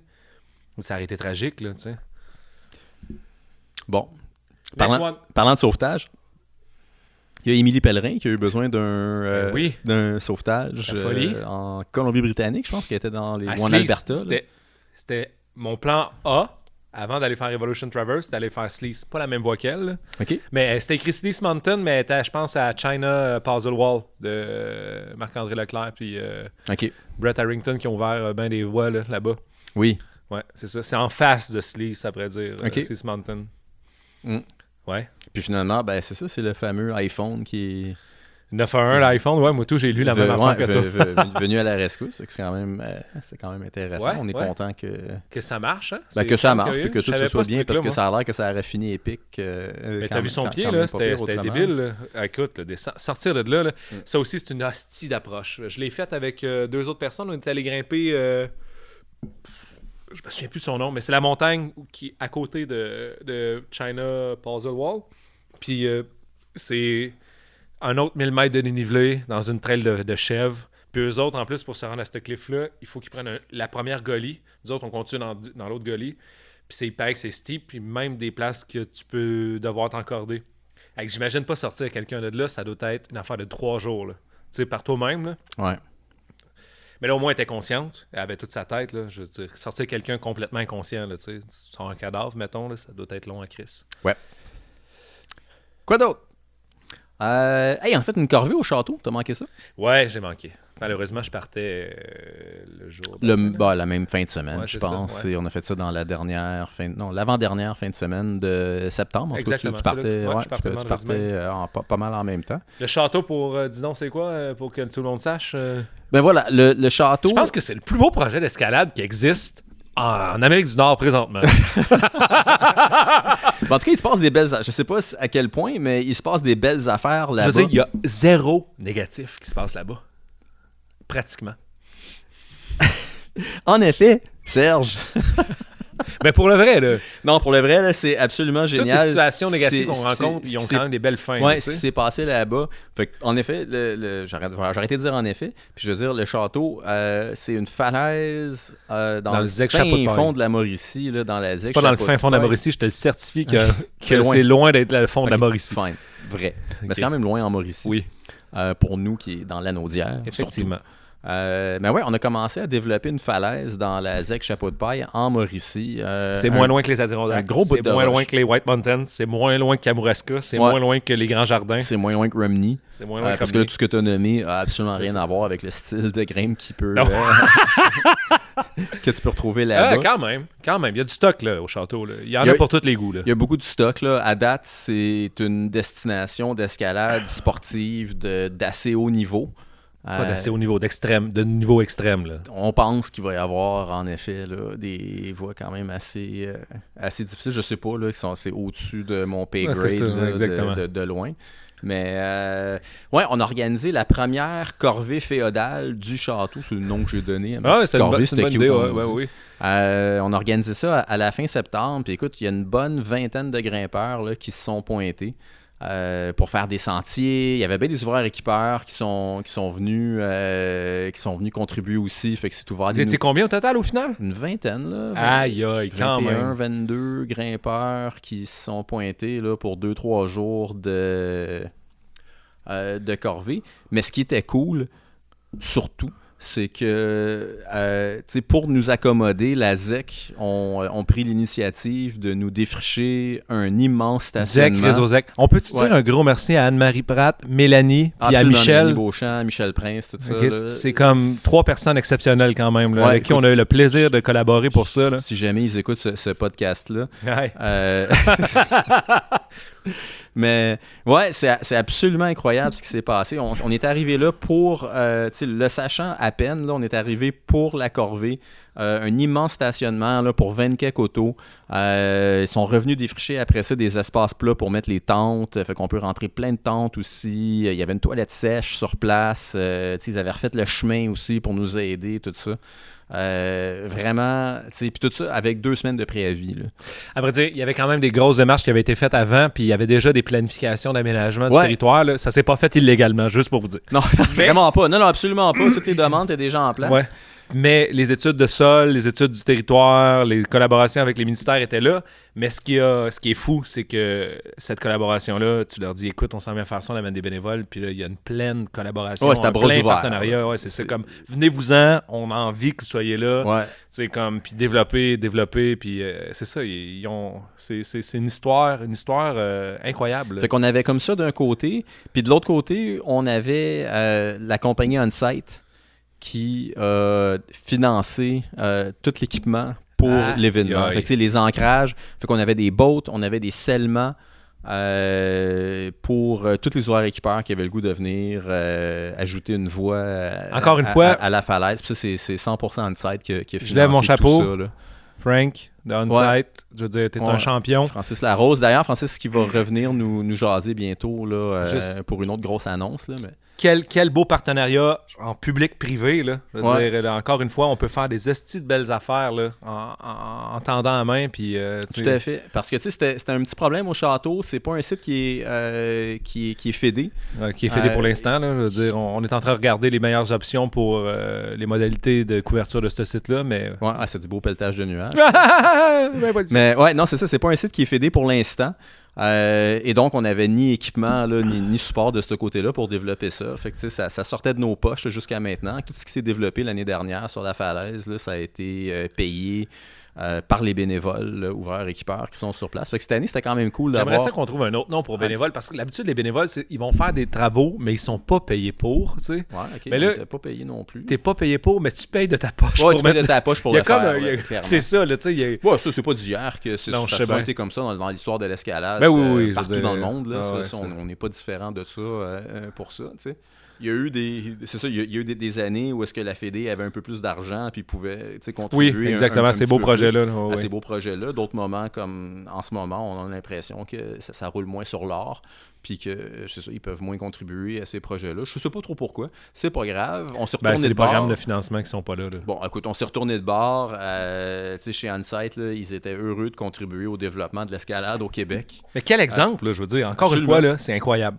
Ouais, fait que c'est ça, Ça devrait être- on les remerciera jamais assez. Puis Jamais d'ailleurs, assez. tu sais, On-Site c'est commis à ce que ça se répète puis à nous aider à continuer à développer. Ça là-bas. sera jamais assez fait, tant qu'à moi, je veux dire, parce que tous les grimpeurs du Québec bénéficient, dans le fond, de ces beaux sites-là qui sont aménagés par les bénévoles puis qui Ouais. payent justement de leur poche, mais c'est ça. Je veux dire, il y a quand même une valeur ajoutée incroyable là, à avoir ces sites de qualité-là. Non, c'est ça. Fait qu'on était, c'est ça, une belle vingtaine de. Encore une fois, des grimpeurs, des bénévoles, là, du monde. Écoute, c'était cool parce que c'était du monde de Québec, du monde de Trois-Rivières, du monde de Montréal, du monde de Lanaudière. La Mauricie, ça a quand même ça. C'est cool, c'est central, pareil. Puis c'est à peu près à la même distance, là, 2h30 pour à peu près tout le monde. Fait que t'étais à Québec, ça te prend un petit 2h30. T'étais dans Montréal, c'est à peu près la même affaire. Trois-Rivières, tu es un peu plus proche, évidemment. Là. Dis-moi un peu, parce que moi, tu sais, je l'ai vu. C'est moi le premier qui est allé voir cette affaire-là. Ben oui, c'est toi qui as découvert la falaise en premier. Ouais. Moi, je cherchais de la glace. T'étais comme déçu. Il y a un beau de verre ici, mais où la glace? Puis j'aimerais juste savoir, parce que moi, je suis tout le temps... Ce que j'aimerais voir, c'est la face du monde quand il arrive au château. Là, parce que c'est vrai qu'une fois que... Quand tu m'en parlais après ça, puis quand j'ai sorti les photos dans notre souper au Très Carré, puis que tout le monde capotait, puis il n'y a plus personne d'assis sur le chaise, là, j'étais comme « Aïe, ok, ben oui, c'est vrai que c'est spécial. » Ouais, c'est spécial. Puis là, j'aimerais juste comme décrire-moi un peu le monde, ils s'attendaient à quoi, puis c'était quoi leur réaction face au château quand ils ont vu cette falaise-là. Bon, écoute, c'est un peu... Il n'y a rien de très original à dire. Là. Les gens étaient impressionnés. Ah! Ouais. Non, mais c'est vrai, ça, je te dis, qu'est-ce que je te dis? C'est impressionnant, là. Je veux dire, quand tu arrives là, écoute, ça a été comparé, puis là, moi, là, je veux comme lâcher le hype un peu, parce que, tu sais, Julien, Julien Corneau, là, qui est hyper impliqué avec le développement là-bas depuis le tout début, tu sais, qui est vraiment celui qui a passé le plus de temps là-bas, là, à date, tu sais. En une journée, il a passé plus de temps que tout le monde, je veux dire. Ouais, parce qu'il fait des journées de 14 heures, là, comme dans son harnais anyway, là-bas. Tu sais, c'est ça, il y a déjà, il hype la place comme, tu sais, beaucoup. C'est un crag assez unique au Québec. Il y a un mur déversant qui est justement la section, là, pour ça que ça finit par s'appeler le château, là, les remparts, là, une espèce de mur très, très déversant où est-ce qu'il risque d'avoir une concentration de voix extrêmement difficile. Là. Je veux dire, il y en a plusieurs qui ont été équipés. La plus facile à date, c'est 13C. Là, c'est des lignes pures, là, c'est pas des lignes cup, c'est vraiment des lignes qui passent à travers des gros de verre. Mais le reste de la falaise est tout aussi intéressant. Il y a des faces avec des verticales à mort. Des gros toits.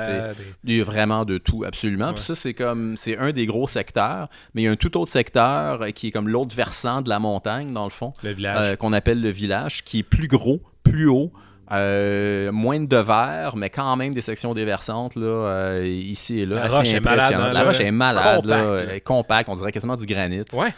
Au village. Là, non, mais il y a une grotte, juste pour dire au monde, il y a une grotte. Ouais. Mais dans la grotte, t'as l'impression que c'est du granit. Là, ouais, ça file granit, c'est très compact, mais c'est un peu inquiétant dans le sens qu'on se demande s'il y a assez de prise là-dessus pour grimper. Là. Il y a des parties de mur qui sont sheer. Là, il n'y a pas grand-chose. Blank. Là, mais c'est ça, avec des gros... Ça va donner des slabs intéressantes. Ah ouais, des gros streaks noirs. Ouais, mais c'est traite. Tu penses qu'il y a des dalles, mais il n'y en a vraiment pas tant. Il n'y en a vraiment pas tant. C'est parce que quand tu es en dessous, tu te rends compte qu'il n'y a plus vraiment de dalles. Ouais. Mais voilà. Fait que on parle d'un potentiel pour... Puis on veut pas pitcher des chiffres dans les airs. Là. Moi, je pense qu'il y a 200 voix là-bas. Là, minimum. Là, moi, je pense pas minimum. Là, encore une fois, je suis peut-être que je suis plus conservateur. C'est un... En termes de quantité d'escalade, ça doit être dans le coin... plus gros que Chirurgie. Ouais. Si tu mets le village. En tout cas, il y a des années de développement là-bas. Là. Ah oui, ça c'est sûr. Mais c'est clair qu'on au rythme que ça va là, c'est fou là. Ben écoute, ça a des grosses qualités puis des gros défauts. Hein. Je veux dire, ça a une saison quand même un peu écourtée. Ouais. Dans le sens, premièrement, c'est loin pour nous. Dans le sens que si les gens, les équipeurs, les livreurs équipeurs, ils viennent de Québec ou ils viennent de Montréal, tout ça, c'est pas quelque chose où est-ce qu'on peut aller passer autant de temps que quand chez Roger, c'était facile, on était là tous les jours. En même temps, je pense que Julien, ce qui a permis de créer, c'est la première vague de développement qui fait en sorte qu'il y a un seuil d'atteint. Ouais, c'est un vrai crag. Là on est rendu. Tu peux y aller, tu peux grimper. C'est ça, on a une quarantaine de voies. Tu peux ouvrir une voie si tu veux dans ta fin de semaine. Voilà, exactement. On a une quarantaine de voies déjà d'établies, qui sont soit en projet, soit ouvertes, soit open. Là. Ouais. On a une super belle éthique là-bas aussi. Il n'y a pas de red flag, il n'y a pas de projet fermé. Chris, c'est 5-14. non, c'est pas vrai. Là. Écoute, il y a des 10, il y a des 11, il y a de tout, mais depuis le tout début... des voies trad aussi, j'ai vu il y a des belles voies. Je suis en train d'en nourrir une écœurante, une belle fissure trad, ça va être débile. Mais c'est ça, depuis le tout début, moi et Julien, on s'est comme entendu avec tout le monde qui était impliqué là-bas là, qu'il n'y aurait pas de voie fermée, il n'y aurait pas de projet fermé, c'est hyper communautaire, c'est tout le monde équipe, tout le monde grimpe. De toute façon, à cette distance-là, on s'entend que... La comme le domaine de temps sur lequel tu peux aller équiper, faire ton projet, travailler ton projet, puis l'ouvrir, ça t'amène à des années, là, qui va faire en sorte que le cliff soit va mourir dans l'œuf à cause qu'il se développe pas assez vite parce que tu rouvres pas tes projets et tu les scènes pas assez vite, ou tout est fermé, personne n'y va. Ouais. C'est ça. Non, c'est vraiment un asti de beau projet, ça, là. Puis, une belle initiative, un astique de beaux partenariats, là. Oh, entre les gestionnaires en place, puis les bénévoles, puis les grimpeurs, là. C'est malade. Puis on s'entend que le site est beau aussi, là. C'est une belle falaise. C'est un beau bout de roche. Qui donne sur la rivière Matawan. Là, ouais, le seul, en fait, le seul genre de hype que je vais donner, c'est qu'il y en a plusieurs qui sont arrivés en bas de la section des versantes. Puis, compare ça avec Waimea beaucoup. C'est quoi? Waimea à Romney, t'es jamais allé, c'est pas grave, mais à peu près tout le monde qui fait de l'escalade sait de quoi je parle en ce moment. Selon moi, il n'y a peut-être pas. Y a-tu autant de voies pures qu'à Waimea? Je le sais pas. En tout cas, mais il compare avec. Waimea, c'est une qualité, là. Waimea, c'est une qualité. C'est un secteur à Romney qui est quand même reconnu pour la qualité de ses voies. Ça a cette vibe-là un petit peu quand tu arrives là-bas. Fait que ce qui est quand même très très cool. Mais c'est ça. Moi je veux revenir quand même là, à la corvée, qui a été c'était beau à voir là, c'était limite comme émouvant de voir tous les grimpeurs qui étaient là, puis faire des bouts de sentier, venir brosser des bouts de roche. Si j'aimais ça être là. Puis tout le monde super heureux de découvrir la place, puis Michel justement le directeur de la ZEC, il est venu plein de fois nous voir voir comment que ça avançait, il était super content lui aussi. C'est pas connu dans le monde des ZEC là, cette initiative bénévole-là, communautaire, là, la chasse, c'est tout pour moi, c'est juste pour moi, puis la chasse, la pêche, c'est comme, hey, c'est mon spot, ferme ta gueule. Ouais. Tu parles-en pas, là, ça mord dans ce coin-là, il y a un asti de gros, il y a plein d'orignal, ou je sais pas trop quoi. Mais c'est drôle, c'était même l'escalade avant aussi. Oui, c'est ça, mais là, ça a changé. Ça change un petit peu. Pour le mieux. Puis là, c'est que c'est beau à voir, là, puis ça doit être beau pour une ZEC, qui se dit, hey, je suis une destination de chasse et pêche, tout est fait, mais là, il y a ça qui arrive, puis là, ça se développe, puis il y a vraiment une vibe là, autour. Là. Ouais. Quand tu te fais dire que tu as un des plus beaux spots de roche au Québec, j'imagine que ça doit être une fierté aussi. Là. Ouais. Oui, tout à fait. C'est une des falaises majeures dans l'Est. Là. C'est à ce point-là. Mais il y a des bébites. Il y a des bébites partout au Québec. Non, mais attends, tu comprends pas. C'est ça. Il y a des bébites partout au Québec. Mais il y a du Wi-Fi aussi. Non, il n'y a pas de Wi-Fi pour l'instant. Pour l'instant, mais ils disent qu'ils vont rentrer. Ils vont en avoir. Ils vont rentrer le Wi-Fi parce que là, pour l'instant, il n'y a aucun réseau là-bas. Fait que c'est déconseillé d'y aller seul. Ouais. Parce que c'est quand même 45 minutes de chemin de trail dans ZEC. Puis si ton char il pète, tu marches 30 km pour te retourner à la quai. Une grosse journée, mais il y a des chars pas mal qui passent. Oh oui, tu vas te faire ramasser un moment donné par quelqu'un, c'est sûr. Peut-être. Mais bon. À vrai dire, écoute, non, mais on s'écarte du sujet, il y a des bébites. Il y a une quantité atroce de bébites. À peu près tout le temps. Mais non, mais c'est pas vrai. Écoute, après ça, on fera un épisode là-dessus un moment donné. Là. Je vous dis, des bébites, là, tu t'apportes un filet, tu t'apportes des thermocelles, tu t'apportes du stuff à bébites. Pour une semaine, puis après ça, t'es correct. Non, mais je veux dire, monsieur, madame, tout le monde, je veux dire, moi, ça me fait chier, tu sais. C'est pas tout le monde qui a la même résistance. Là. Toi, je t'ai déjà vu dehors, je sais quel genre de résistance aux moustiques tu peux avoir. Julien, il est complètement il est zéro affecté par... Des fois, Julien, je le vois même pas. Il est dans un nuage de moustiques, puis il est comme, quelle bébite. Fait que ça s'en est étrange un petit peu. Moi, ça m'affecte, mais je veux quand même dire que il y a des manières de diminuer un peu. Tu sais que Julien est bébitophile? En tout cas, je pense que ça l'excite légèrement. Là. Voilà. Mais tout ça pour dire, au Cliff, il y en a moins, par exemple. T'sais, au Cliff, quand il y a un petit peu de vent, puis tout ça, c'est quand même moins pire. C'est juste comme la durée de la saison. C'est ça qui est le plus impressionnant là-bas. Ça finit pas. Tu sais, si je te dis, c'est vraiment intense, comme en juin, juillet. La saison des bébites? Ouais, ça arrête jamais. Même en haut? Fin septembre, le gros, c'était plein de bébites. À fin septembre, c'était tout le temps plein de bébites. La chasse au canard. Moi, j'ai un précédent de chasse, OK? Fait qu'explique-moi comment ça se fait qu'il y a une recrudescence de bébites à la fin cause septembre. De la température. Il y a une période d'éclosion, je sais pas trop quoi, puis la température redrop, puis là, il y a une grosse éclosion de bébites. À l'ouverture de la chasse au canard, qui est le 3e fin de semaine de septembre, à chaque année, habituellement. OK. C'est l'enfer, les maringouins. Maringouins, mouches noires, tu sais, comme name it, là, mais c'est on se fait manger. Tu sais, des fois, ça dure une semaine. Là, une grosse vague de chaleur, je pense que ça l'aide des fois, mais je suis sûr que tu irais, là, tu y arrêté dans les dernières semaines, mais là, c'était la chasse à l'orignal. C'est ça, voilà, exactement. Fait que là, on est dans les 2-3 semaines, en fait, les 2 semaines, mais 3 fins de semaine de chasse à l'orignal. Après ça, on pourrait y retourner. Mais bon.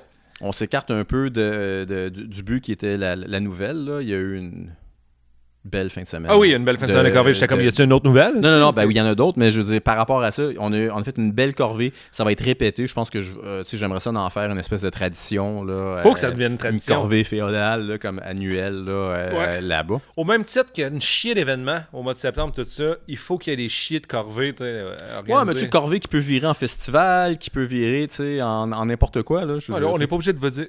Faut pas que ça soit un festival. Je veux dire, il y a beaucoup d'événements d'escalade, de grimpe. Tant mieux parce que c'est la belle saison de grimpe le mois de septembre. Ouais. Mais il faut qu'il y ait aussi des belles... je trouve que...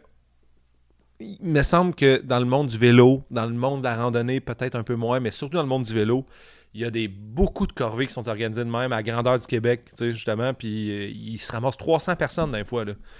Puis on est capable de faire la même affaire, là. On s'en vient là, je veux dire, s'en vient là. Parlant de bels événements, dans les autres nouvelles que je voulais mentionner, puis ça, finalement, on n'en parlera pas. Je voulais parler des 12 heures de Trois-Rives. Ouais. C'était vraiment un truc super cool. Mais là, c'est une autre affaire que j'ai manqué qui me fait vraiment chier d'avoir manqué. Mais c'est ça, on va avoir des invités là, qui vont venir. Toute la gang de Trois-Rives vont venir jaser avec nous autres très prochainement là, pour... la Mauricie, c'est ça, c'est le hotspot. Là. Voilà. Des années de temps dans l'ombre, là, ça l'émerge. Voilà, fait que ça c'était un cool événement, on va en jaser là, un autre épisode. Après ça, il y a une grosse nouvelle de On-Site qui s'en vient, la compagnie québécoise qui fait des murs d'escalade, puis des salles d'escalade, puis tout ça. J'en dis pas plus. Oh. J'ai eu droit à un scoop, mais il y a une grosse nouvelle de On-Site qui s'en vient. Le cas est interrompu, ça, non, mais Francis... J'espère que tu vas couper ça au montage, parce que c'est pourri, là, je veux dire. Non, tu le dis ou tu le dis pas, là? Non, je le dis pas. T'es éclairé. Mais Francis va venir nous en jaser aussi, cool. un autre épisode qui s'en vient de ce qui se passe avec ça. Après ça, écoute, je regarde ma liste, là, on a pas mal fini. Écoute, le feu à Baldi, la corvée au château. Attends, quoi?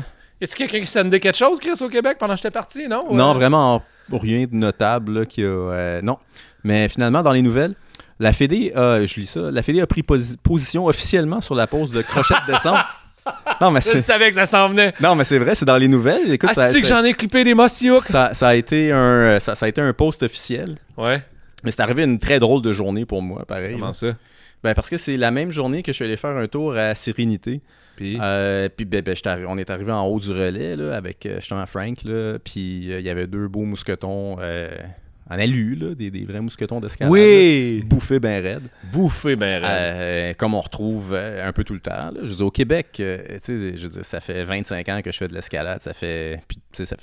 Depuis que tu fais de l'escalade sportive, tu clips une fois de temps en temps ou assez régulièrement là, des mousquetons en alu au relais des voies. Enfin, en tout cas, il y avait ça en haut de Bachibouzouk, la classique, la méga classique là, à Sérénité.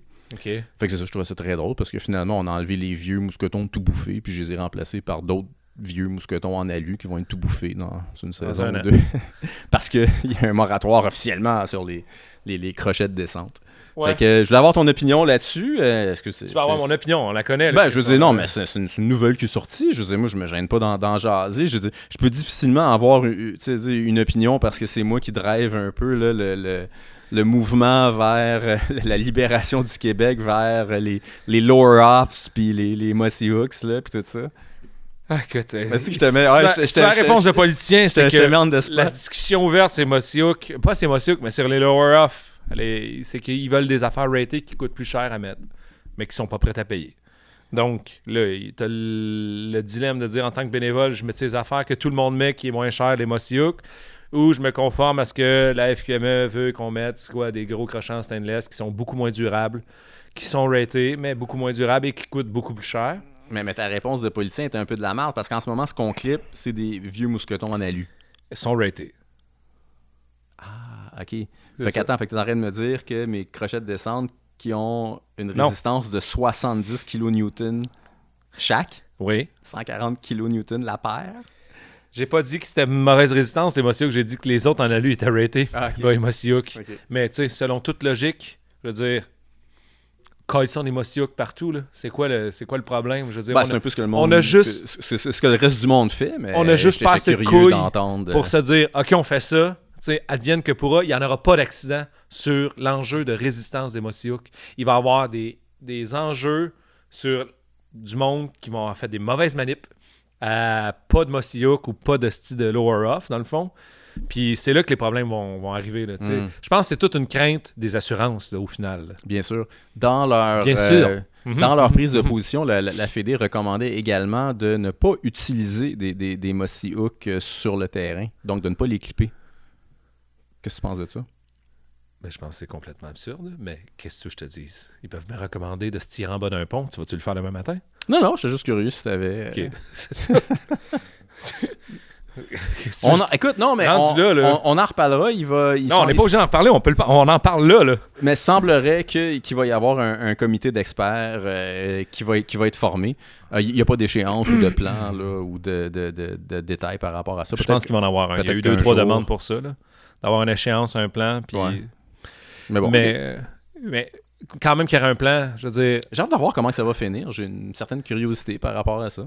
Si tu veux mon humble avis là-dessus, on a d'autres enjeux prioritaires. Moi, j'en reviens pas qu'on dépense du temps là-dessus. Dépense de l'argent, là. De l'argent, du temps, de l'énergie. Je trouve tellement que c'est un genre de... Pas un faux débat, mais il y aurait tellement d'énergie à mettre ailleurs que sur un faux débat. Que sur un débat de même. Je veux dire... N'importe qui se fait croire que c'est un vrai débat, ça met le doigt dans l'œil jusqu'au fucking coude. Là. Fait que c'est ça. Mais là, ça vient avec un comité qui va demander des ressources, puis du temps, puis du monde. Bienvenue au Québec. Tout ça. Ouais, c'est ça, exactement. OK. Qu'est-ce que j'avais d'autre? C'est plate, hein? J'aurais aimé ça te le dire, ce qui s'en venait avec Onsight, mais je vais vraiment laisser planer. Mais non, on va laisser ça je vais laisser planer un petit suspense par rapport à ça. Puis, écoute, j'ai bien hâte qu'on continue à jaser. Là. Il y a d'autres petits épisodes intéressants qui s'en viennent. Clairement. Un petit mot de la fin pour nos... Si vous voulez des conseils pour les Sierra, n'hésitez pas à me contacter. Je serais bien content de vous donner toutes les hints que j'ai ou même partager mes topos parce que je les ai fait venir à gros prix. Donc, j'ai pas de problème avec ça. Mais sinon, non, pas d'autres mots de la fin. Si vous allez à Yosemite aussi, réservez vos affaires à l'avance. C'est terrible. Écoute, c'est l'automne, c'est le temps de c'est le temps d'aller faire de l'escalade. Les sites sont il fait frais, c'est sec, même s'il fait encore trop frais, il va toujours rester le centre-ville le site là. Ouais, dans notre coin nécessairement, il y a des falaises qui sont quand même le fun tard à l'automne. Autrement, cher sortez vos crampons, sortez vos piolets parce que ça s'en vient. Audistacteurs et audistactrices.